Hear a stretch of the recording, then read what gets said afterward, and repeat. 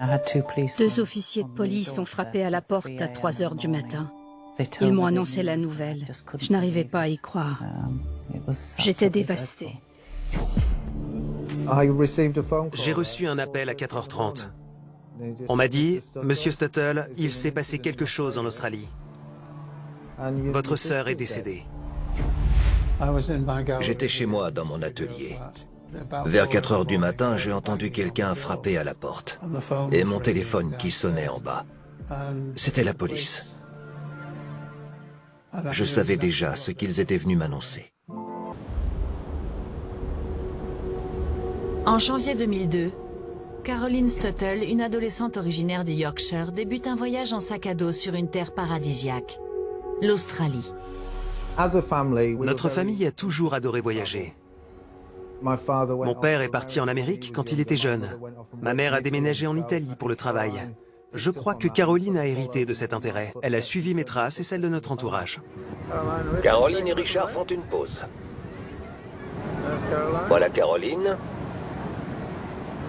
Une belle petite fille. Devant les chutes d'eau. Ça te plaît, Caroline? C'est génial. Si vous avez l'occasion de venir voir ça en vrai un jour, n'hésitez pas. C'est super. Très bien. Merci, Caroline Stuttle. Aux côtés de sa meilleure amie Sarah, Caroline compte visiter tous les endroits incontournables de l'Australie. Presque dès la première seconde où je l'ai rencontrée, elle m'a parlé de sa passion pour le voyage et de son désir de voir le monde. Caroline et moi passions nos examens de fin d'études secondaires. On s'est beaucoup rapprochés. C'était un vrai rayon de soleil. Elle débordait d'énergie. Tous les deux, on parlait très souvent de ce à quoi ressemblerait notre vie une fois qu'on aurait quitté la petite ville ordinaire dont on était originaire. Comme toute mère dont l'enfance se lance dans une grande aventure, j'étais terrifiée. Mais je comprenais son besoin de faire une pause. Elle avait travaillé dur pour économiser et visiter tous les pays qui lui faisaient envie. Elle adorait voyager et se lancer des défis. Elle avait l'âme d'une aventurière. Elle voulait aller à New York pour devenir psychocriminologue. En tant que mère, New York me faisait peur, avec toutes les armes que portent les Américains. Mais puisque tous ses amis ont décidé de partir en Australie, elle les a suivis. On s'est dit que c'était une destination sûre. L'Australie est devenue le choix numéro 1. Ce pays est considéré comme très sûr. On y parle anglais et les touristes y sont bien accueillis.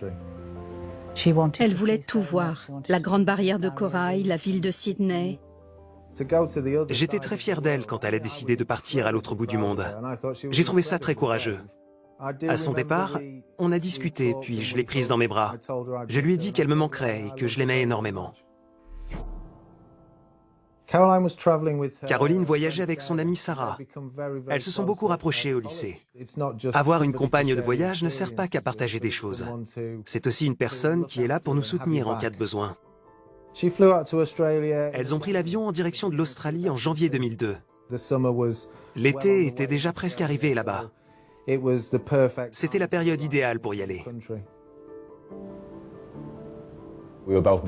On avait tous les deux hâte de partir dans ce pays en même temps. On s'est rejoints à Byron Bay. Le premier jour où on s'est retrouvés, elle avait l'air complètement changée. Elle avait un style très naturel. Elle ne portait pas de maquillage et ses cheveux avaient blondi. Elle était radieuse. Elle s'éclatait et elle profitait de son voyage.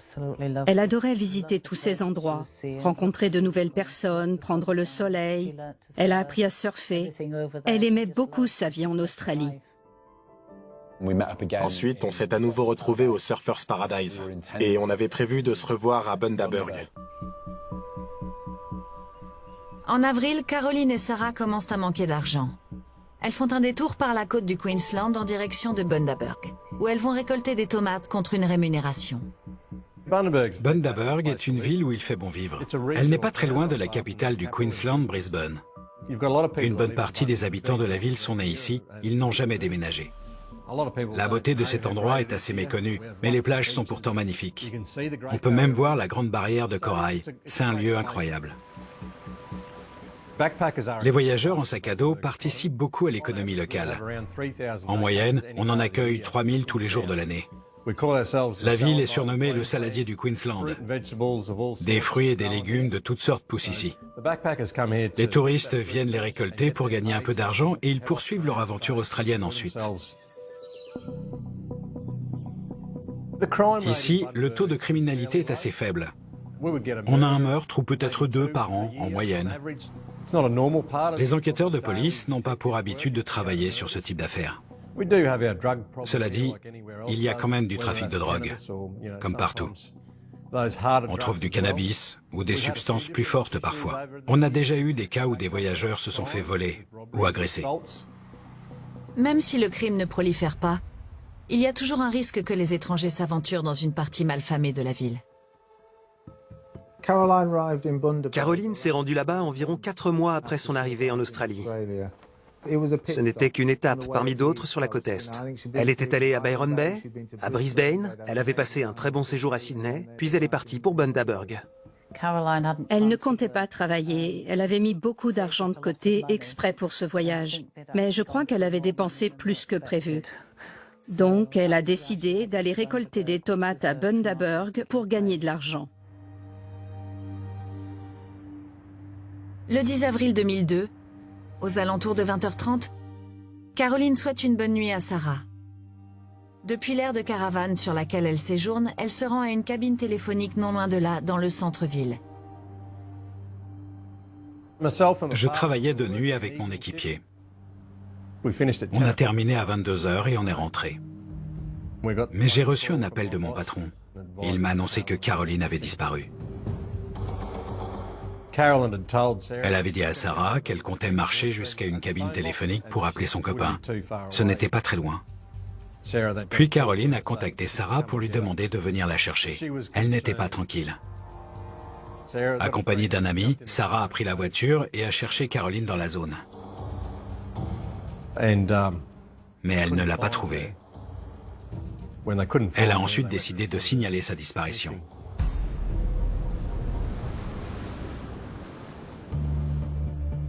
Aux alentours de 21h30 le 10 avril 2002, Sarah Holliday signale la disparition de son amie Caroline Stuttle. La police a fait un tour dans la zone. Elle a fini par trouver le corps de Caroline sous le pont alors qu'il faisait nuit noire. Il faisait si sombre que je n'arrivais pas à voir très loin devant moi. Je ne pouvais même pas distinguer le corps alors qu'il était à 20 ou 30 mètres de là où on se trouvait. Ça m'a fait un choc de découvrir un cadavre. Ce n'est pas quelque chose qu'on voit tous les jours ici. Caroline était allongée au sol, son corps couvert de blessures. On a d'abord essayé de comprendre ce qui avait pu se passer, comment elle était morte. Et si quelqu'un était responsable, était-ce un meurtre? La police ouvre une enquête. En début d'après-midi, le 11 avril, heure australienne, elle annonce la terrible nouvelle aux proches de Caroline. 2 officiers de police ont frappé à la porte à 3 heures du matin. Je me suis dit qu'ils venaient à propos de ma mère, qui avait 91 ans. Ils m'ont annoncé la nouvelle. Je n'arrêtais pas de leur demander s'ils étaient sûrs d'eux. Je suis devenue hystérique. Je n'arrivais pas à y croire. J'étais dévastée.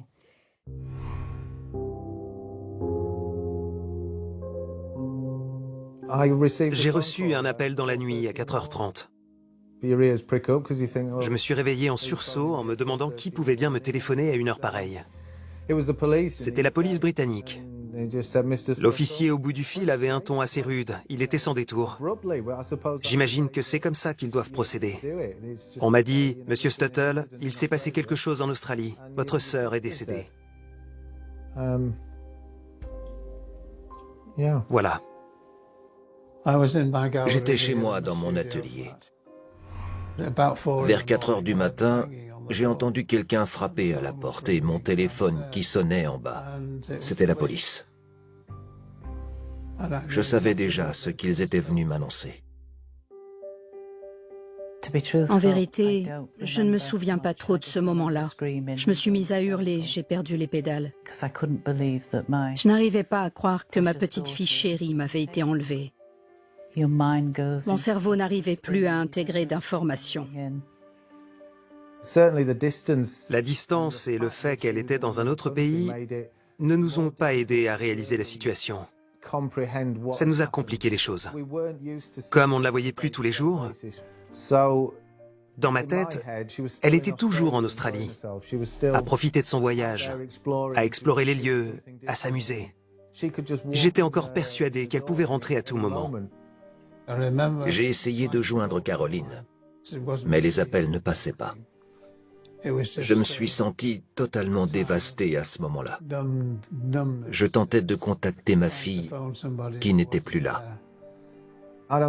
Je n'avais pas assez d'informations pour pouvoir rassembler les pièces du puzzle et déterminer ce qui s'était exactement passé. J'ai envisagé des milliers de scénarios différents, mais ils n'avaient aucun sens.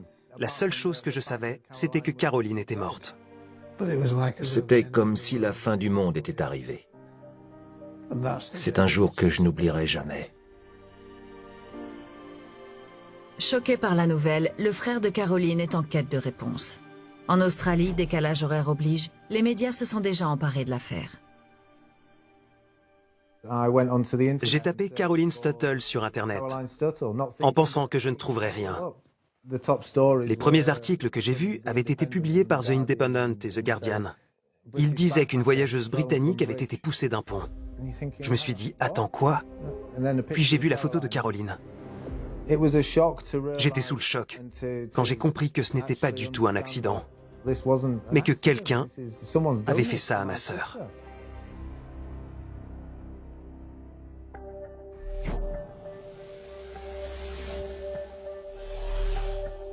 Une déviation a été mise en place tandis qu'une enquête sur la mort d'une femme au Lions Park de Bundaberg a été ouverte. Le corps a été découvert sous le pont du fleuve Burnett.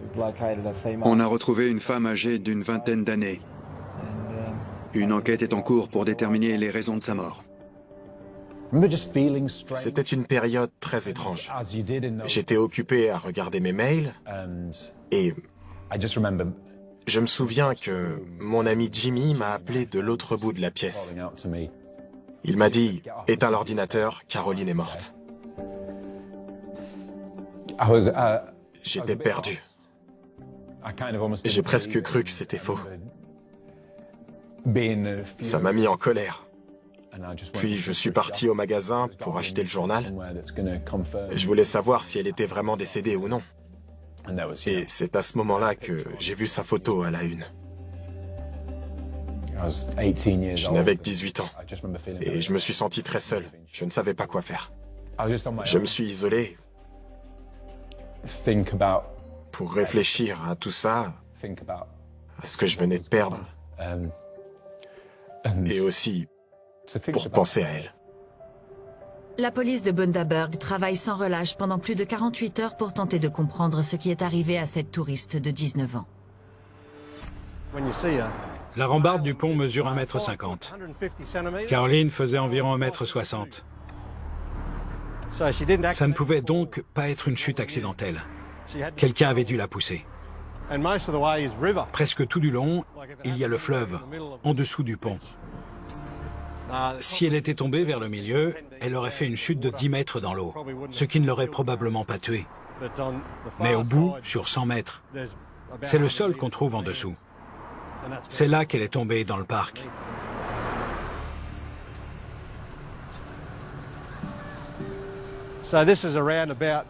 C'est dans cette zone qu'on a retrouvé le corps de Caroline. Elle avait presque traversé tout le pont. Elle n'était pas loin de l'aire de caravane. Mais avant d'atteindre l'autre côté, elle s'est battue avec quelqu'un et a chuté ici. La zone entière a été passée au peigne fin. Ce coin ici et le pont entier dans les deux sens. Tout était interdit d'accès. Mais malheureusement, aucun indice n'a été relevé. Les preuves manquent, mais pas les mobiles éventuels. Elle avait un téléphone portable et un sac à main sur elle. Mais ces objets avaient disparu quand on l'a retrouvée. On en a conclu que la personne responsable de sa mort les avait pris, ainsi que d'autres effets personnels. On a vérifié s'il n'y avait pas de mégots de cigarettes dans le coin et sur le pont. On a relevé tout ce qu'on a pu trouver pour tenter d'identifier le meurtrier de Caroline. On est resté sur les lieux toute la nuit jusqu'au lever du jour. Une brigade canine a été appelée sur place pour essayer de repérer de potentielles traces près du corps ou sur le pont. On a agi avec rapidité, mais on n'a identifié personne. Quand les médias ont ébruité l'affaire, on a commencé à recevoir les témoignages d'automobilistes qui sont passés par ici ce soir-là. Ils avaient entendu des cris. Il devait être 21h10 quand j'ai entendu une femme hurler. Ça ressemblait à des cris de détresse. Ils ont entendu Caroline, mais il faisait trop noir pour voir quoi que ce soit. On a vite reçu des renseignements, mais on n'avait toujours pas de réel suspect à ce stade. Mais quelles que soient les circonstances du décès de Caroline, elle a trouvé la mort rapidement. Après avoir quitté la cabine téléphonique, elle n'avait pas pu mettre plus de 7 ou 8 minutes pour arriver sur ce pont. Et grâce à ces messages et aux appels qu'elle a passés, on a découvert que c'était en fait moins que ça. Entre 2 et 4 minutes se sont écoulées entre son appel et son arrivée sur le lieu du crime. Quelqu'un avait voulu la voler, même si on ignorait pourquoi. Le coupable était peut-être en manque de drogue, ou les choses avaient simplement dégénéré.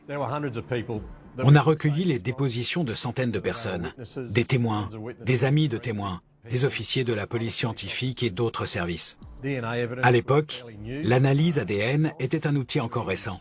On a prélevé de la salive retrouvée sur le pont, près de l'endroit où Caroline avait été poussée.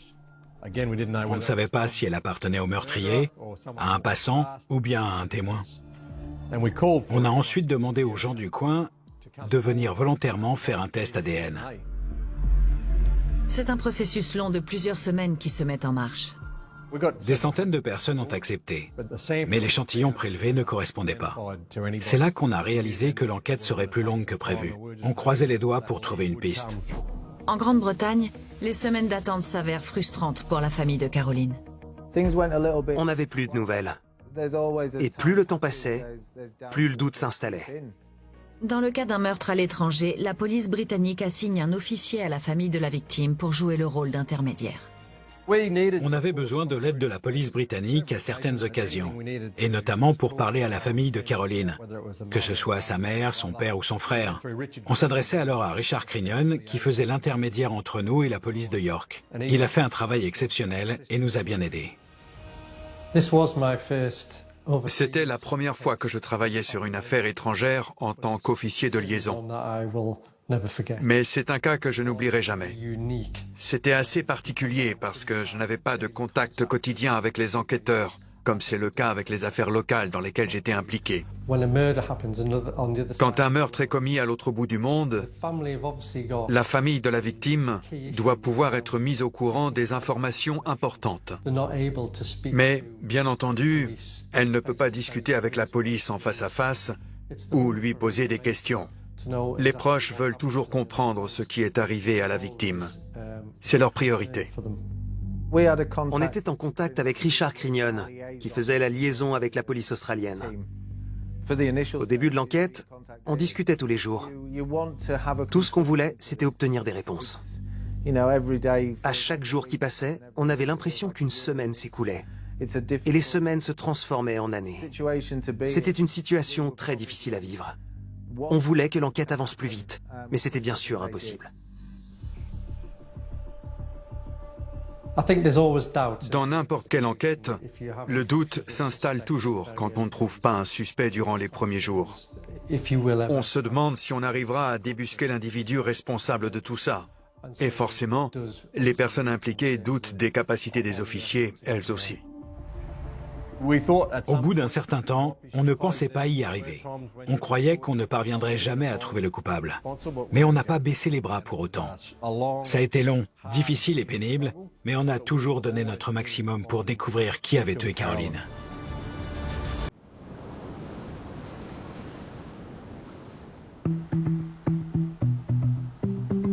Trois mois après l'ouverture de l'enquête pour le meurtre de Caroline, La police est loin d'avoir mis la main sur le coupable. J'imagine que la famille de Caroline était inquiète et redoutait qu'on ne l'identifie jamais. C'est normal au bout de plusieurs mois.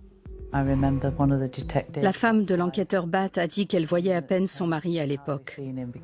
La police semblait déterminée à trouver le meurtrier. On a fait savoir aux proches qu'on ne comptait pas clôturer l'enquête, qu'on travaillait tous les jours dans le but d'identifier le meurtrier de Caroline et qu'on finirait par le trouver. C'était une torture d'être de l'autre côté du globe. Tout ce qu'on voulait, c'était la ramener à la maison, mais c'était impossible. On a vécu une période très difficile. La presse et les médias parlaient de l'affaire sans cesse. Je ne pouvais plus supporter de voir sa photo à la télé ou dans les journaux. J'ai voulu tout oublier et rester dans mon monde, entourée de mes amis et de ma famille. Mais deux membres de la famille Stuttle décident de s'appuyer sur les médias pour faire avancer l'enquête. On a eu l'occasion de se rendre en Australie pour lancer un appel afin d'aider la police. En juillet 2002, on est allé là-bas avec une équipe de tournage pendant une semaine. On avait environ 3 jours pour visiter Bundaberg, rencontrer les habitants et faire autant d'interviews que possible. On a reçu un bon accueil de la part de la police locale, du maire, ainsi que des habitants. Ils ont même planté un arbre pour rendre hommage à Caroline. Leur présence nous a permis de rappeler aux gens qu'on cherchait toujours le coupable et qu'ils pouvaient nous contacter s'ils avaient des informations au sujet de l'affaire. J'avais déjà vu une situation similaire à la télé, quand une famille anéantie se tient devant une armée de micros et lance un appel à tous ceux qui détiennent des informations. Mais cette fois, c'était à notre tour de parler devant tous ces gens. C'était bien réel, et c'était très difficile. Nous vous envoyons tout notre amour, parce que c'est aussi ce que vous avez fait pour nous. Les mots ne suffisent pas à décrire une situation pareille. Je vous en prie, si vous savez quelque chose, manifestez-vous. C'était une période épuisante à cause de l'implication de la presse et des journalistes télé. J'étais censé donner une interview, mais je n'ai pas pu me résoudre à l'affaire. Richard m'a proposé de me remplacer. Il a assumé la responsabilité de parler au nom de notre famille. Je me souviendrai toujours de ce moment où il est devenu un homme. La famille Stuttle retrouve espoir après son séjour en Australie, où l'affaire a attiré l'attention des journalistes. On a donné des interviews à la radio et à la télé. On a parlé à tous les médias possibles dans le but de faire un appel à témoins. Quand on est parti, on a eu l'impression d'avoir rempli notre mission. Tout le monde a travaillé très dur. Et la suite de l'enquête paraissait prometteuse. On était certain qu'on aurait plus d'informations et qu'on trouverait enfin des réponses à nos questions. J'avais une confiance aveugle en la police. Ils nous ont toujours soutenus, Richard et moi. J'étais certain que les officiers finiraient par trouver le meurtrier. La couverture de l'affaire dans les médias semble porter ses fruits. Des suspects sont identifiés. Au cours de l'enquête, on a entendu dire que 2 ou 3 personnes avaient raconté avoir commis un crime. Ce sont des choses qui arrivent. Les gens se vantent et pensent pouvoir en tirer quelque chose, de l'argent, de la drogue ou simplement de la notoriété.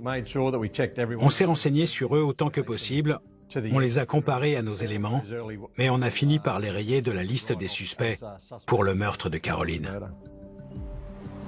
Tandis que l'enquête s'essouffle, les polices australiennes et britanniques collaborent avec la famille Stuttle et élaborent une nouvelle stratégie. J'ai aidé la police à réaliser une reconstitution du meurtre.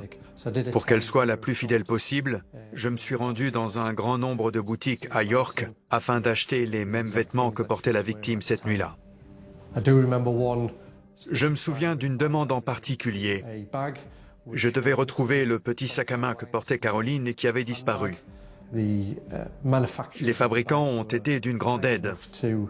Ils ont accepté de refaire ce modèle pour nous. Le sac a ensuite été envoyé en Australie et utilisé lors de la reconstitution. Mais ces efforts s'avèrent inutiles, tout comme la reconstitution de la scène de crime. Néanmoins, la réplique du sac à main de Caroline permet de faire avancer l'enquête. On a retrouvé le sac de Caroline à quelques kilomètres de l'endroit où on a découvert son corps, dans l'enclos d'une ferme. Il était complètement vide. L'agriculteur coupait ses cannes à sucre avec une moissonneuse quand quelque chose a forcé l'arrêt de sa machine. Il est descendu et a ramassé le sac. Mais après 2 mois dans cette ferme, il n'y avait aucune chance de retrouver une empreinte digitale ou bien de l'ADN. Il était impossible pour nous de déterminer comment et quand ce sac avait atterri là. Il aurait très bien pu avoir été déposé la nuit du meurtre, ou bien des jours, voire des semaines après. C'est une nouvelle impasse. Et la police peine à faire avancer l'enquête. La famille Stuttle est dévastée quand elle apprend la découverte du sac à main de Caroline. Ce sac lui appartenait. Quelqu'un l'a jeté là, dans un champ, comme s'il ne valait rien. À ce moment-là, je me suis dit que la personne qui avait fait ça n'avait aucun cœur et n'était vraiment qu'une moins que rien. Les échecs se succèdent et les recherches du meurtrier de Caroline s'essoufflent. Mais alors que personne ne s'y attend, la police reçoit un appel déterminant pour l'enquête. La prison de Rockhampton nous a signalé un incident. C'est un établissement pénitentiaire qui se trouve à environ 330 km au nord de Bundaberg. On nous a expliqué que 2 détenus avaient parlé au personnel de la prison. Un de leurs codétenus, Ian Previte, était responsable de la mort de Caroline. Cet homme avait écopé d'une peine d'emprisonnement de 6 mois pour des infractions liées à du trafic de drogue. Durant son séjour, il a confié à ces 2 prisonniers avoir tué Caroline Stuttle. On devait encore découvrir ce qui avait motivé ces 2 hommes à témoigner. Pourquoi avaient-ils décidé de dénoncer un de leurs camarades? Ce n'est pas rien. Si quelqu'un avait eu vent de cette histoire, ça les aurait mis en danger. Lors d'interrogatoires séparés, ils ont dit qu'ils avaient décidé de parler parce que la victime était une jeune fille de 19 ans. La police choisit de se fier à ces renseignements, même si sa stratégie pourrait mettre à mal la totalité de l'enquête. C'était un pari très risqué, mais on a décidé de mettre la prison sur écoute. On n'a même pas mis le personnel carcéral ou les gardiens au courant. Si Ian Previte apprend qu'un micro a été placé dans sa cellule, il ne passera jamais aux aveux. Le niveau de confidentialité est si élevé que même la famille Stuttle n'est pas mise au courant. On s'est dit que le risque en valait la peine. On devait tenter d'enregistrer ses aveux. Si on avait fait sortir le suspect de prison pour l'interroger nous-mêmes, et qu'il avait choisi de ne rien nous dire, on n'aurait pas eu assez d'éléments pour le mettre en cause à ce stade. Une fois le micro en place, les officiers de police n'ont plus qu'à attendre. Au bout de quelques semaines, leur stratégie porte ses fruits. Il a dit l'avoir agressé pour trouver de l'argent ou de la drogue. Il a pris son sac et s'est enfui. On avait assez de preuves pour demander un interrogatoire officiel. La police a enregistré les aveux du suspect. Ian Previte est transféré de la prison de Rockhampton au poste de police de Bundaberg. Notre but était d'obtenir ces informations de la bouche du suspect et non de celle d'autres détenus. Il y a plusieurs raisons à ça. D'abord, on voulait assurer nos arrières dans le cas où un tribunal décréterait que nos enregistrements n'étaient pas recevables, mais aussi pour corroborer les propos qu'il avait déjà tenus. Au cours de l'interrogatoire, Ian Previte nous a exposé ses faits et gestes. Il se trouvait à Bundaberg depuis plusieurs mois avant le meurtre de Caroline, et il y était resté ensuite. Il a admis qu'il était sous l'emprise de drogue ce soir-là. Il cherchait de l'argent quand il a vu une jeune fille traverser le pont. Il aurait ensuite tenté de voler son sac à l'arraché, mais elle se serait débattue et serait tombée du pont. Il a fait passer ça pour un accident. Quoi qu'il en soit, nos lois nous permettaient de l'accuser de meurtre même s'il s'agissait d'un vol qui avait mal tourné. Mais on avait d'autres informations à notre disposition, les blessures de Caroline. En plus de ça, la rambarde du pont était à la même hauteur que sa tête. Elle n'aurait pas pu tomber. Quelqu'un avait dû la jeter par-dessus. Il n'y avait pas d'autre explication possible. Ian Previte a été arrêté. On a ensuite contacté la famille de Caroline par l'intermédiaire des autorités britanniques. Richard Crinnion leur a fait part de nos conclusions. Je me souviens avoir annoncé à la famille qu'un homme avait été arrêté. C'était sans aucun doute un soulagement pour eux. L'identification d'un suspect était une grande avancée. On savait enfin à quoi ressemblait le meurtrier de ma fille. Oh non! Tu connais ton père. Je te mets ça? Prends des notes. Regarde comment je l'ai coiffé. Ça a marqué le début d'une guérison. On pouvait enfin commencer à reconstruire nos vies, à penser à l'avenir. C'était presque comme si on entamait un nouveau chapitre de nos vies. La police était certaine de tenir le coupable. Il nous restait du chemin à faire, mais c'était un pas de plus vers l'obtention d'une justice. Au moment où j'ai appris que la personne qui m'avait arraché ma fille avait été arrêtée, j'ai ressenti une immense haine. C'est très difficile à vivre. J'étais en colère contre lui. Je le détestais. Je me demandais ce qui l'avait poussé à faire ça. Tout ça pourquoi? Trouver de l'argent ou de la drogue? Jan Douglas Previti, 30 ans, a été conduit au tribunal de Bundaberg pour son procès. La seule stratégie de la défense pour tenter d'innocenter Jan Previti, c'était de discréditer les enquêteurs de police et les preuves qu'on avait obtenues. On avait l'enregistrement du témoignage d'un tiers et les enregistrements de police. Et si jamais ces preuves étaient déclarées irrecevables, on manquait d'éléments incriminants. La police pense avoir monté un dossier solide, mais Jan Previti ne compte pas plaider coupable. La famille Stuttle doit donc faire confiance à un système judiciaire qu'elle ne connaît pas. L'homme de 31 ans était accompagné d'officiers de police à son arrivée au tribunal ce matin. Son transfert depuis la prison de Rockhampton a eu lieu tard dans la journée d'hier. On était submergés par l'émotion. Je ressentais une immense haine. J'étais en colère. Mais c'était notre chance d'obtenir justice pour Caroline après ce qui lui était arrivé.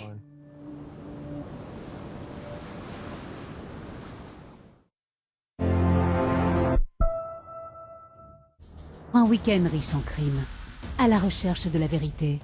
Ils doivent être punis. Avez-vous tué vos parents? Non, monsieur. Il n'a pas commis ce crime. La saison du crime, à partir du samedi 24 juin, sur ID.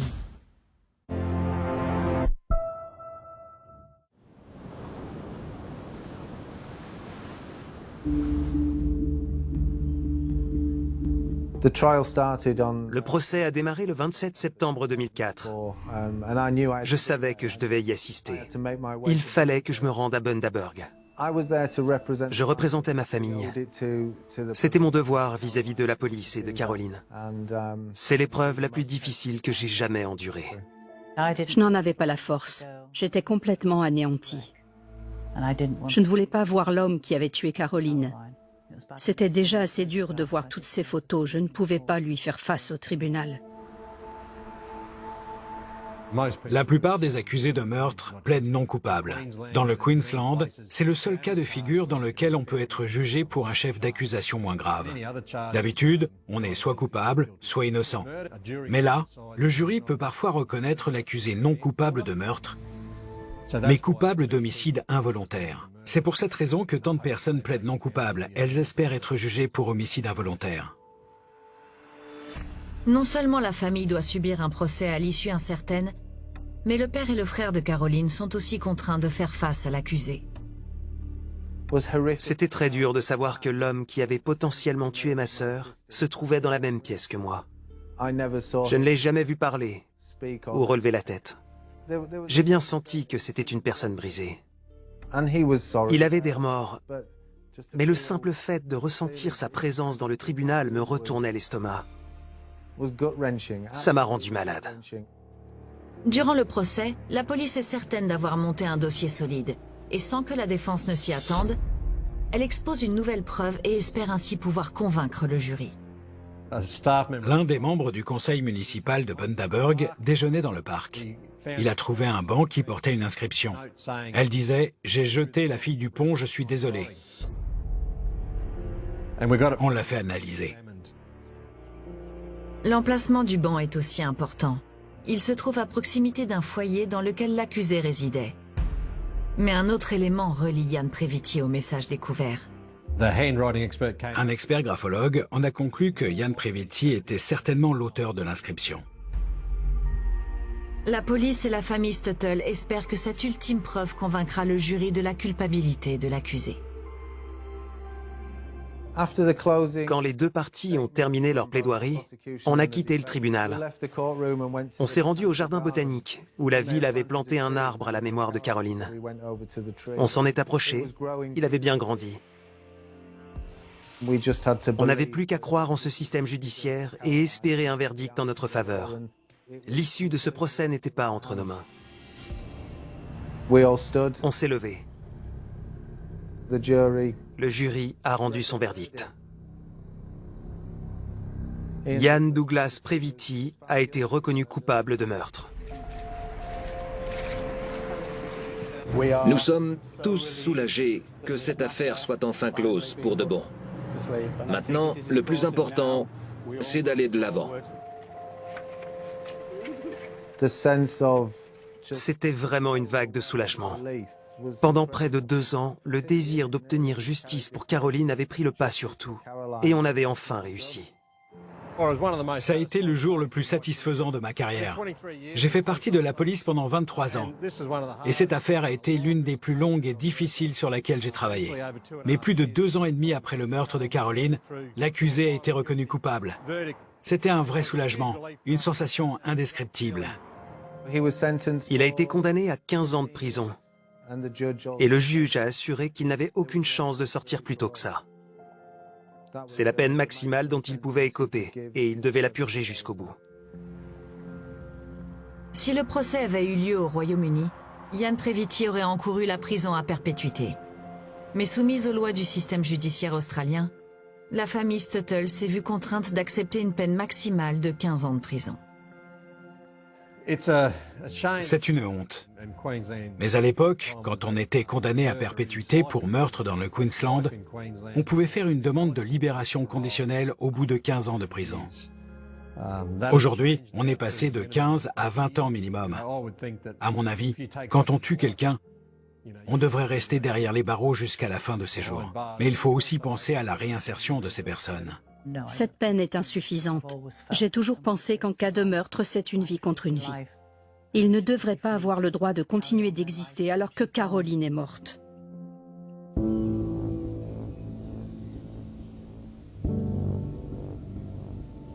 Ian Previti a été relâché en mai 2020. J'en ai énormément souffert. J'ai eu beaucoup de mal à l'accepter et à le comprendre. On nous a seulement envoyé une lettre à propos de sa libération pour nous prévenir. On ne nous a rien dit d'autre. On ne sait pas ce qu'il fait ni où il se trouve. La seule chose qui m'apaise un peu, c'est de savoir qu'il est à l'autre bout du monde. Je ne veux surtout pas le croiser. J'espère qu'il a réalisé la gravité de ce qu'il a fait, mais je n'en sais rien. Je n'ai pas eu la réaction que je pensais avoir. Mais j'ai compris que nous aussi, on avait passé 15 ans dans une prison qu'on avait créée dans notre esprit. Et on méritait de s'en libérer. Je pense qu'il est toujours en prison, en quelque sorte. Il n'est peut-être pas enfermé entre 4 murs. Il est peut-être capable de sortir dans la rue. Mais ce qu'il a fait à Caroline le hantera jusqu'à la fin de ses jours. Dans un sens, il ne sera jamais libre. La famille Stuttle a obtenu justice, mais elle n'a jamais pu tourner la page. Encore aujourd'hui, elle ignore pourquoi Ian Previti a tué Caroline. Je ne le déteste pas, j'ai simplement pitié de lui. Je me dis qu'il aurait pu faire les choses autrement. Il aurait pu arrêter la drogue et ne pas détruire son existence et celle de toute une famille. J'aurais aimé que Caroline puisse vivre pleinement sa vie et qu'elle devienne psychocriminologue. Elle aurait pu aider des personnes qui en avaient vraiment besoin. Pourquoi mettons les gens en prison? Pour les garder à l'écart du reste de la société et qu'ils ne représentent plus aucun danger? Dans ce cas, il aurait peut-être dû rester enfermé pour toujours. Mais si le but est de redonner un peu d'humanité aux détenus, et que cet homme avait besoin d'être enfermé pendant 20 ans pour atteindre cet objectif, je n'ai pas de raison de m'opposer à sa libération.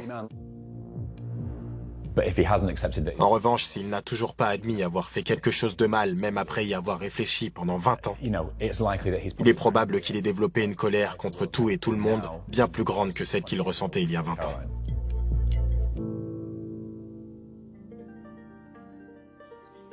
Au cours des semaines et des mois suivant le décès de Caroline, la famille Stuttle ressent le besoin de faire le bien en son nom et crée une fondation. C'est comme ça que la Caroline Rainbow Foundation est née. On se disait tous que si on ne faisait pas quelque chose de positif, on ne réussirait plus à sortir de chez nous ou à se lever le matin. C'est l'héritage de Caroline. Et le monde se souviendra toujours d'elle. Nos bénévoles se rendent dans des écoles et expliquent comment se préparer à voyager et rester en sécurité à l'étranger. Notre intention était d'aider les gens à voyager et explorer le monde dans un environnement plus sûr. On voulait que Caroline puisse continuer d'exister d'une façon ou d'une autre. Elle aurait aidé des tas de personnes en étant en vie. Mais elle en aide peut-être même plus dans la mort. Si on peut éviter à une autre famille de vivre la même tragédie que celle qu'on a endurée, alors on aura atteint notre objectif. Et je pense qu'en 19 ans, on a réussi à le faire. Depuis près de 20 ans, la Caroline Rainbow Foundation représente un touchant hommage à la jeune fille et un héritage pérenne. Après ce qui est arrivé à Caroline, on a décidé de prendre des mesures pour mieux éclairer le pont. Des caméras de surveillance ont aussi été installées dans Bundaberg et sont accessibles aux forces de police en temps réel. Aujourd'hui, où qu'on aille, on peut être vu et enregistré. Si ça venait à se reproduire, on pourrait identifier le coupable bien plus facilement. Un meurtre n'aurait sans doute même pas lieu parce que l'individu saurait qu'il est filmé. Bundaberg est devenue une ville bien plus sûre. Et c'est en grande partie dû à ce qui s'est passé il y a 20 ans, en 2002, quand Caroline est décédée. La mort de Caroline ne m'a pas passé l'envie de voyager. Au contraire, je pense que ça m'a même aidé et encouragé à poursuivre mes rêves. J'espère de tout cœur qu'aujourd'hui, elle sait qu'elle a eu un très grand impact sur moi et ma vie. Caroline était une amie très proche quand j'avais 19 ans. Et si la vie en avait décidé autrement, j'aurais peut-être perdu contact avec elle. Mais j'aurais pu espérer la revoir un jour. J'aurais pu voir où le destin aurait décidé de la mener. Je pense sincèrement qu'elle aurait accompli de grandes choses si elle en avait eu la chance. Et j'aurais aimé avoir l'occasion de le voir.